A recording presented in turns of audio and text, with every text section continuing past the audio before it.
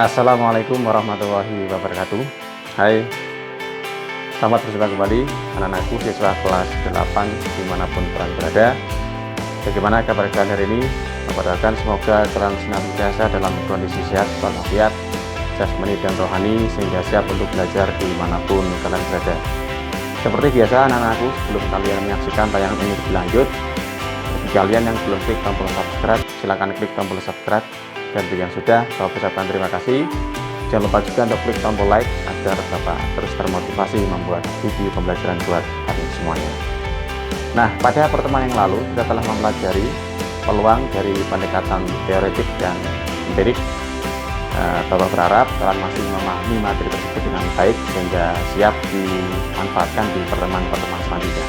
Nah, pada video kali ini kita akan mempelajari bagaimana cara menyelesaikan masalah yang menggunakan konsep peluang. Apakah kalian sudah siap? Jangan lupa siapkan alat tulis dan catatan untuk mencatat hal-hal penting yang kalian anggap perlu. Anak-anakku, tujuan pembelajaran pada pertemuan kali ini adalah siswa dapat menyelesaikan masalah yang menggunakan konsep peluang. Oke, Bapak mulai dari menunjukkan beberapa masalah yang menggunakan konsep peluang, diantaranya sebagai berikut. Yang pertama adalah kepastian dan kemustahilan. Kemudian yang kedua, frekuensi harapan. Mari kita bahas satu persatu. Nah, bicara tentang peluang dari suatu kejadian, dapat kita katakan bahwasanya nilai peluang suatu kejadian itu berkisar antara 0 sampai 1. Untuk peluang bernilai 0, ini disebut sebagai kemustahilan atau dengan bahasa lainnya ketidakpastian, tidak mungkin terjadi sesuatu. Kemudian kalau peluang bernilai 1, itu artinya kepastian, berarti pasti terjadi. Nah, secara matematis nilai peluang ini atau PA bisa kita tuliskan nilainya itu antara 0 sampai dengan 1. Jadi paling kecil 0 dan paling tinggi adalah 1. Selanjutnya, kita berikan beberapa contoh terkait dengan kemustahilan dan kepastian. Yang pertama adalah kita berikan contoh kepastian. Misalnya, setiap manusia akan meninggal dunia. Nah, ini sesuatu yang pasti akan terjadi. Nah, secara matematis dapat kita tuliskan nilainya sebagai peluang A ya, peluang A itu kejadian setiap manusia akan meninggal dunia. PA sama dengan 1. Contoh lain, contoh kemustahilan sekarang. 5 adalah bilangan genap.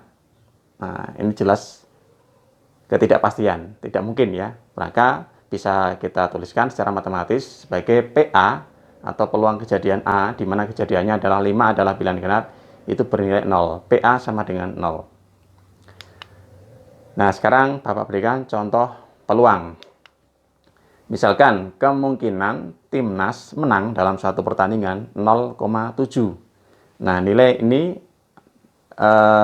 berada di rentang antara 0 sampai dengan 1.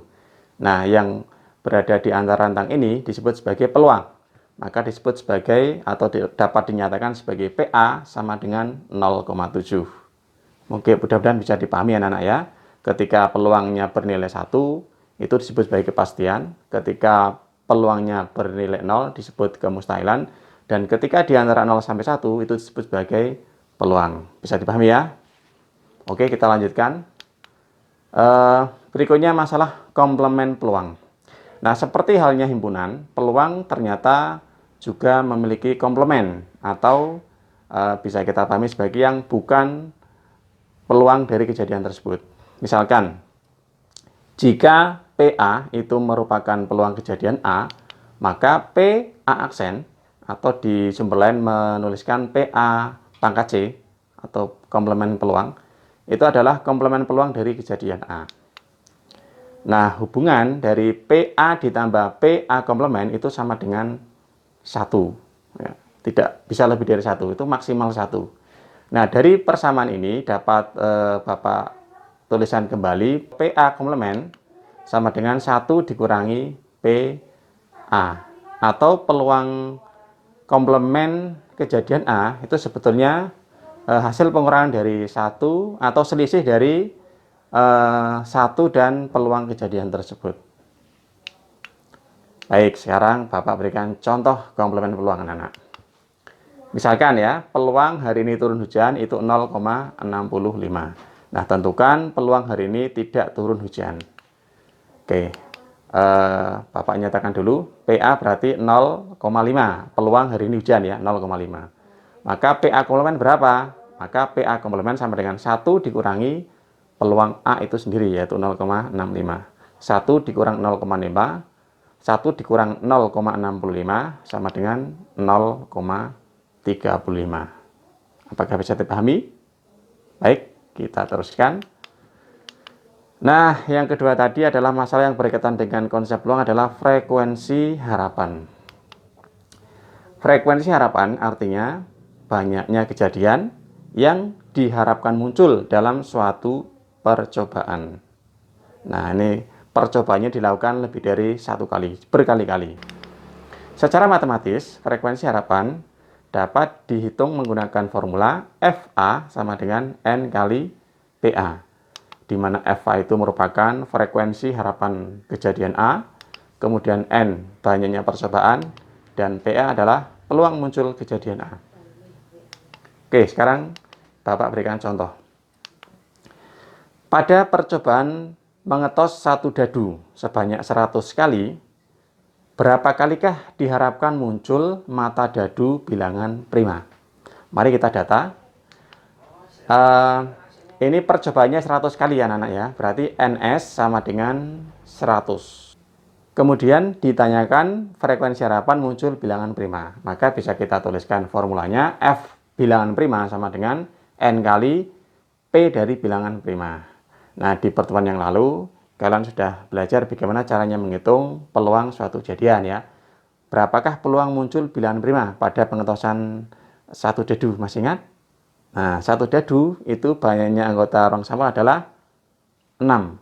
Kemudian banyaknya bilangan prima adalah ada 2, 3, dan 5, berarti ada 3. Maka peluangnya 3/6. Oke, kita masukkan ke formula. Berarti F bilangan prima sama dengan N-nya diganti 100, kemudian peluang bilangan prima 3/6. Kita hitung 100 dikali 3/6 sama dengan 100 dikali 1/2 sama dengan 50. Dengan begitu, dari 100 kali melakukan pengetosan dadu, diharapkan muncul bilangan prima itu sebanyak 50 kali. Oke, demikian anak-anak materi yang dapat Bapak jelaskan untuk pertemuan kali ini. Bapak berharap mudah-mudahan kalian bisa memahami dengan sempurna dan baik dan bisa diterapkan di kehidupan kalian. Ini merupakan video terakhir dari pertemuan kita di semester 2 ini. Untuk selanjutnya kalian akan mempersiapkan diri untuk proses kenaikan kelas. Silakan dipelajari semua materi yang sudah kita pelajari dari awal. Bapak doakan mudah-mudahan kalian bisa melaluinya dengan sukses. Dan sekaligus di pertemuan ini Bapak ingin mengucapkan selamat Idul Fitri, mohon maaf lahir dan batin, dan semoga kita semuanya dipertemukan kembali di Ramadan tahun depan. Demikian anak-anak yang bisa dapat Bapak sampaikan. Jangan lupa untuk latihan soal nanti bisa kalian cek di Google Classroom kalian ya. Bapak sudah menyiapkan beberapa latihan soal di sana. Oke, Bapak Heri, bila kita ya. Wassalamualaikum warahmatullahi wabarakatuh.